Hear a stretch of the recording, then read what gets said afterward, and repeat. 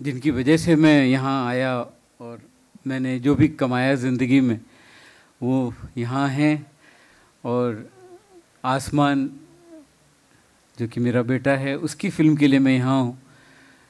मुझे बहुत बहुत बहुत ही खुशी है इस बात की। और तो हम लोग शहर में घूम रहे थे, जिस पे गुलजार साहब ने एक बाद में एक नज़्म भी कही बहुत खूबसूरत। तो उस वक्त ये सात खून माफ़ में बना रहा था और ये एक गाने में मैं फंसा हुआ था। तो गुलजार साहब ने मुझे उस वक्त उनकी नज़्म की ये दो लाइनें थी कि एक ज़रा चेहरा उधर कीजिए इनायत होगी, एक ज़रा चेहरा उधर कीजिए इनायत होगी, आपको देख के बड़ी देर से मेरी सांस रुकी है। तो वो एक हल्की मखमली रुई का बादल है, वो एक हल्की मखमली रुई का बादल है जो तीखी धूप पी के छाँव बांटा करता है। वो एक हल्की मखमली रुई का बादल है जो तीखी धूप पी के छाँव बांटा करता है। करीब जाओ तो जाना घिसट के घुटनों पे, करीब जाओ तो जाना घिसट के घुटनों पे, बिखर न जाए वो पैरों की चाप से वरना, ज़बां पे तोल के ले जाना अपनी आवाज़ें, हर एक लफ्ज़ नाप लेना अपने होठों का, ज़बां पे तोल के ले जाना अपनी आवाज़ें, हर एक लफ्ज़ नाप लेना अपने होठों का। वो सेंटा क्लॉस सा सच्चा सफ़ेद सूफ़ी है, उसकी तन्हाई न टूटे ज़रा ख्याल रहे।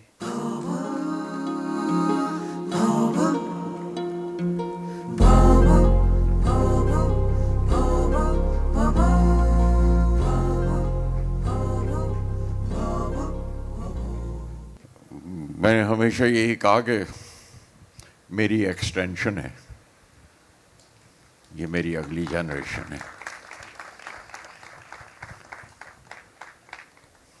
और इससे बड़ी खुशी क्या होगी कि आप अपने बेटे के लिए आगे चल रहे हैं और मैं अपने पोते के लिए आगे चला हूँ। मैं आसमान को मुबारकबाद देता हूँ और आसमान का शुक्रिया भी हूँ कि उसने मुझे उंगली पकड़ के यहाँ तक लाया है। कभी मैं उसे उंगली पकड़ के चलाता था, अब वो मुझे मेरा हाथ पकड़ के थामता है, मुझे थाम के चलता है, मुझे थामता है। इससे बड़ी खुशी नहीं होती और नहीं हो सकती कि आप अपना दौर, अपना वक्त, अपनी औलादें और उनको बीजें और उनको इसी खुशनुमा हवा में, इस जनरेशन को इसी समाज में, इसी सोसाइटी में उसका हिस्सा बन के उसको आगे लेकर जाएं। ये बदलाव जो मेरे अंदर हुए, वो अंदर का तो नहीं पता, बाहर का ही बता सकता हूँ कि कुछ धूप में बाल सफ़ेद हुए, कुछ हवा में खिड़की में बैठने से उड़ गए, है ना। वरना यही कहा करते थे धूप में बाल सफ़ेद होते हैं, हम ये कहते हैं कि जी हवा में बाल उड़ाते हैं। तो ये हुआ नहीं। आसानी मतलब ये कि मुझे फिर से सीखना पड़ा ज़रूर, और वो सीखते रहना अच्छी बात है। गाने की फॉर्म बदली है, गाने का बहुत कुछ बदला है। मैं जैसे इससे पहले पंचम के साथ बहुत काम किया था, लोग जानते हैं मेरा पंचम का काम, लेकिन वो एक पूरा दौर है अपने आप में। और ये दूसरा दौर, जो दूसरी कड़ी शुरू हुई है, वो उससे आगे तक लेके गई है मुझे विशाल के साथ। मैं अभी तब से कह रहा था, तबू जी से कह रहा था कि पंचम को मुझ पर भरोसा था, वो ट्रस्ट करता था मुझ पे, उसे एतबार था कि ये कुछ अजीब सा लिखता है, पर ठीक ही कहता होगा, पर उसे पूरा समय में नहीं आता था। तो जैसे मैंने, सब जानते हैं वो वाक़या कि जब उठा के उसने वो, मैंने लंबी सी वो मेरा कुछ सामान जब दिया था लिख के, तो वो सुनाया था, तो उसने कहा अच्छा सीन है। मैं कहा सीन नहीं, गाना है। तो उसने वो उठा के वो चौपड़ी कहता था, जो ये किताबें इस तरह पढ़ी, तो वो सारी गिरा दी, हटा इस चौपड़ी को यहाँ से। जी आपने भी तो उसमें आपने क्या अडेप्ट किया है? पर्सनल से सवाल करती हैं, आंखें भी कमाल करती हैं, पर्सनल से सवाल करती हैं, तो आपने इस आज की जनरेशन की ज़बान को आपने यूज़ किया है। हाँ, ये सही है कि आपका अगर पहनावा बदला है ना, है ना, आपके ड्रेसेस भी बदले हैं, वो फ़र्क भी बदला है कि एक जीन्स जैसा इनकलाब आया है जो मर्द भी पहनते हैं, औरतें भी पहनती हैं, मजदूर भी पहनता है और प्रेसिडेंट भी पहनता है। ये छोटा इनकलाब नहीं है। ये जो जीन्स की मैं नहीं पहनता, ये और बात है, लेकिन आप सोचिए कि वो क्लासेस का आप फ़र्क जो है वो बदल गया उससे, है ना, एक जनरेशन में, और जेंडर्स भी बदल गया, वो भी कॉमन हो गया। आपका रुतबा भी समाज का जो मतलब, हालांकि वो कई बार समय में नहीं आता, क्योंकि जब बिटिया मेरी वो जीन्स पहन के आए, घुटनों से फटी हुए, नीचे से निकले हुए कोहनियों से रेशे बह रहे हुए, तो उनसे कहना पड़ता कि बेटा चलो तुम्हें एक नई ले दें या निकाल दो, क्यों पुराने कपड़े देने से पहले बर्तन मिल जाते थे, इसका तो कुछ भी नहीं मिलेगा। तो वो भी फ़र्क आया है। तो आपका पहनावा बदला, आपका जल्दी में है, जाना है, या ये बर्गर कॉर्नर पे रखना है, ज़रा 2 बर्गर बांध के दे दे, जल्दी से जा रहे हैं बात करते हुए, ज़रूरी काम है, जाना है। आपका खाना पीना भी बदला है, उसका स्टाइल भी बदला है, तो ज़बान कैसे नहीं बदलेगी साहब? ज़बान का बदलना तो ज़रूरी था। आप अब ख़त भी नहीं लिखते, आप SMS किया और ख़त्म हो गई बात। उसके भी शॉर्ट फॉर्म बनने लगे। हाँ, कि EM ने DSC से बात की तो उसने से कहा, तो इस समय में नहीं आता, ये D पहले आता था या J पहले आता है या M पहले आता है या L पहले आता है। जिस तरह के सब्जेक्ट, जिस तरह की बात आसमान अपनी फिल्म में कहने की कोशिश कर रहे हैं, वो हमारे माहौल में है, देखी है हमने, और मैं इन बच्चों से सीख रहा हूँ फ्रैंकली बात कैसे की जाती है। जब तक सांस गले में थी, 30 बरस तक बेटा मैंने चोरी की, और छीन लिया जब चोरी करना मुश्किल था, खून किया जब छीना झपटी मुमकिन न थी। खून किया जब छीना झपटी मुमकिन न थी, वो भी ख़त्म हुआ तो फिर सूली का फंदा पहन लिया। इतने ही सालों के बाद तुम्हारी बारी आएगी, ये याद रहे। ओ बेटे को, इतने ही सालों के बाद तुम्हारी बारी आएगी, ये याद रहे। 6 साल के बच्चे पर लाजिम है, 6 साल के बच्चे पर लाजिम है, बाप का पेशा सीखने का आगाज करे। सियासतदान से याद रखो पंगा ना लेना, उसके बच्चे 5 वर्ष से सीखने लगते हैं। पुरानी नज़मों के खोलने से कभी कभी होती है एलर्जी, किसी पुराने ख्याल की धूल उड़ के जाती है नाक में, तो झड़ी सी लगती है एक छींकों की, और कुछ रोज़ नज़ला लग जाता है पुराने दिनों का मुझको। पुरानी नज़मों के खोलने से कभी कभी होती है एलर्जी, किसी पुराने ख्याल की धूल उड़ के जाती है नाक में, तो झड़ी सी लगती है एक छींकों की, और कुछ रोज़ नज़ला लग जाता है पुराने दिनों का मुझको। पुराना सा एक ख्याल कि दिन तो टोकरी है मदारी की, पुराना सा एक ख्याल कि दिन तो टोकरी है मदारी की, और रात जैसे उसका ढक्कन। हमारे मदारी जिस तरह से बब्बन मदारी था, वो भी इसी तरह की टोकरी लाता था, कुछ कबूतर निकालता था। पुराना सा ही ख्याल कि दिन तो टोकरी है मदारी की, और रात जैसे उसका ढक्कन। गिरा के ढक्कन तमाशा अपना उठाया बब्बन ने, और गली पार कर गया वो। मदारी मुझको खुदा लगा जब मैं छोटा था तब। खुदा मुझे, मदारी मुझको खुदा लगा जब मैं छोटा था तब। खुदा मुझे अब मदारी लगता है जब बड़ा हो के देखता हूँ तमाशे उसके। खुदा मुझे अब मदारी लगता है जब बड़ा हो के देखता हूँ तमाशे उसके। किसी नज़्म को निकालो तोड़ने लगते हैं खुश्क ज़र्रे। वो नज़्म जो सूखने लगी है पड़ी पड़ी कागज़ों के अंदर, वो नज़्म जो इसलिए न छपवाने दी थी उसने कि लोग पहचान लेंगे उसको। वो नज़्म जो इसलिए न छपवाने दी थी उसने कि लोग पहचान लेंगे उसको, वो अब भी जी करता है कि मैं छपवा के देखूं वो खुद को कैसे पहचानती है उसमें। मैं खांस लेता हूँ सांस में जब अटकने लगते हैं खुश्क ज़र्रे। पुरानी नज़मों से एक महक आती है मुझे उन रज़ाइयों की जो गर्मियों में सुखाई जाती हैं धूप में। हमारे घरानों में देखा होगा।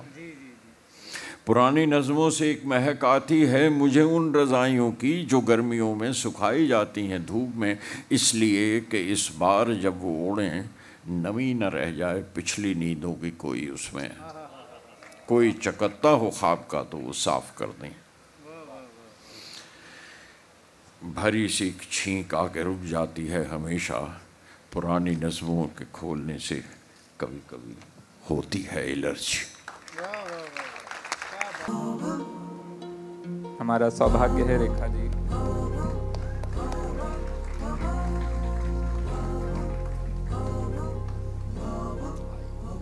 आप इस तरफ आइए, माइक उस तरफ इजी हो। तो स्वागत है रेखा जी यहाँ पर और बहुत बहुत मुबारकबाद। Thank you. आप सबकी फिल्म आ रही है हमारे सामने। बिल्कुल आसमान की फिल्म है तो बहुत ख़ास महसूस हो रहा है और एक्साइटमेंट है, खुशी है, साथ साथ ऑब्वियसली थोड़ी नर्वसनेस भी है, कंसर्न भी है। माँ हूँ तो वो तो मेरा बनता है वैसा महसूस करना। और अच्छा ये लगता है कि विशाल और हमारी ये कोशिश रही है कि हम कोशिश करते हैं, क्योंकि हमने यही सीखा है गुलजार साहब से कि मीडियोक्रिटी को जितना ना करें तो बड़ी अच्छी बात है। तो उसकी सबसे ज़्यादा खुशी है कि कहीं आसमान ने वो कोशिश की है कि मीडियोकर काम ना करें। तो वो सबसे ज़्यादा खुशी है ना। आई रियली फील प्राउड और कि आसमान ने अपना काम सीखा है और ये तो शुरुआत है, बहुत सीखना है अभी उन्हें तो, और अपने पे बहुत काम करना है। जी तो शुक्रिया। तो हम सीधे गीत पे आते हैं। सबसे पहले आप बताइए आपको कौन सा गीत सबसे पहले गाने का मन है? बहुत सारे हमारे पास तो 50 गानों की लिस्ट है लेकिन हम कहाँ से शुरुआत करें? में नहीं है, बिल्कुल सच कहूँ तो नहीं, मन नहीं है। आप कुछ कहिए तो मेरे दिमाग में कोई ऐसा कोई गाना इस वक्त नहीं है। तो आप दोनों मिलके ओ साथी रे गा सकते? ओ साथी रे, हाँ बिल्कुल। हाँ, मैं वो सीक्रेट पूछ रहा था, मैंने सोचा सब ना सुने। ओ साथी रे सुनाते हैं।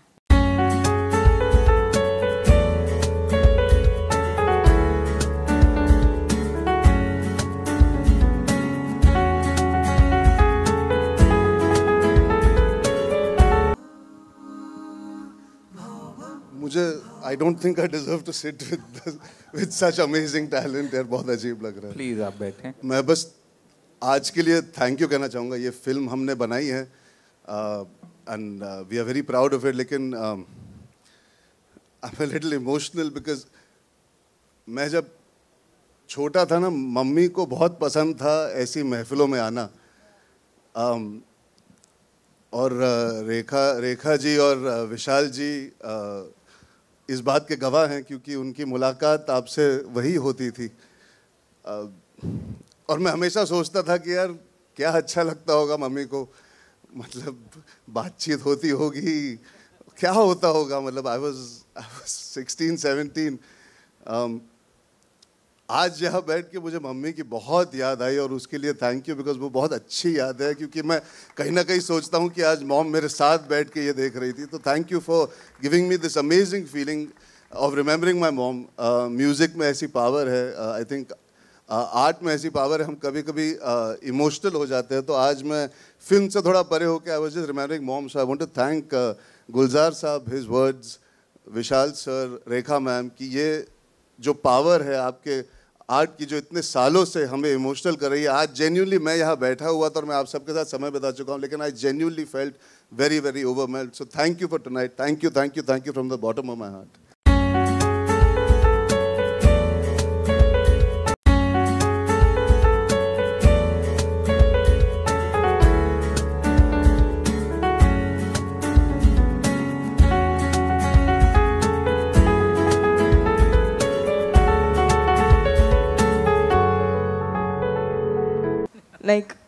मैं इतना प्यार करती हूँ उनको, मैं अपने घर जैसा मानती हूँ उनको।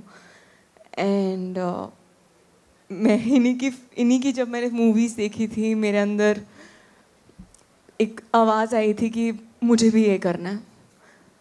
तो यही लोग वो रीज़न है। And I feel so fortunate and so grateful that I got to be a part of Aasman's first film. डर बहुत ज़्यादा था उस टाइम पे, पता नहीं शूट करने के टाइम कुछ बटन है अंदर के जहाँ पर सिर्फ किरदार दिखते हैं, लेकिन जब मैं ट्रेलर देखती हूँ उसके बाद तो मुझे रियलाइज़ होता है क्या मैंने इनके साथ काम कर लिया। सो तब बहुत रोती हूँ मैं, बट बहुत बहुत सीखने को मिला और बहुत अच्छा एक्सपीरियंस था। नीचे बैठ के वही सोच रहा था, अगर मुझे 2 साल पहले किसी ने कहा होता कि मैं और राधिका एक गाने में होंगे और विशाल जी उसे गाएंगे और नीचे बैठा होऊंगा और मैं सुनूंगा, तो मैं बोलता चल हट। तो यही है जवाब। वाह। तो आप कुछ फरमाइश रखेंगे महफिल को आगे बढ़ाने के लिए?